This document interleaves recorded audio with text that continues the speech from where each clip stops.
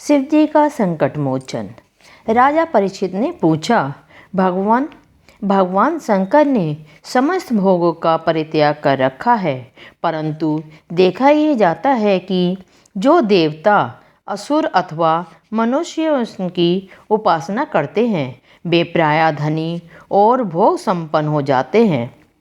और भगवान विष्णु लक्ष्मीपति हैं, परंतु उनकी उपासना करने वाले प्रायः धनी और भोग संपन्न नहीं होते।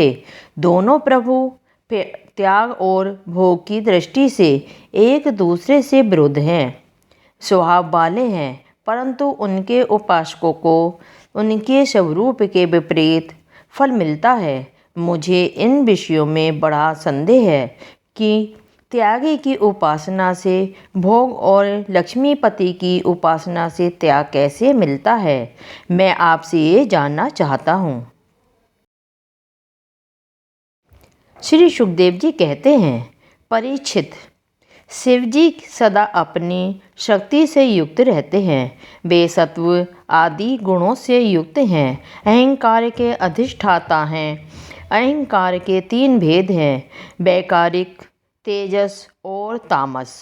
त्रिविध अहंकार से 16 विकार हुए हैं, 10 इंद्रियां, 5 महाभूत और 1 मन। अतः इन सब के अधिष्ठाता देवताओं में से किसी एक की उपासना करने पर समस्त ऐश्वर्य की प्राप्ति हो जाती है। परंतु परीक्षित, भगवान श्री हरि तो प्रकृति से परे स्वयं पुरुषोत्तम एवं प्रकृति गुण रहित हैं। वे सर्वज्ञ तथा सबके अंत कारणों के साक्षी हैं। जो उनकी उपासना करता है, उनका भजन करता है, वह स्वयं भी गुणातीत हो जाता है। परीक्षित, जब तुम्हारे दादा धर्मराज युधिष्ठिर अश्वमेध यज्ञ कर चुके, तब भगवान से विविध प्रकार के धर्मों का वर्णन सुनते समय उन्होंने भी यही प्रश्न किया था।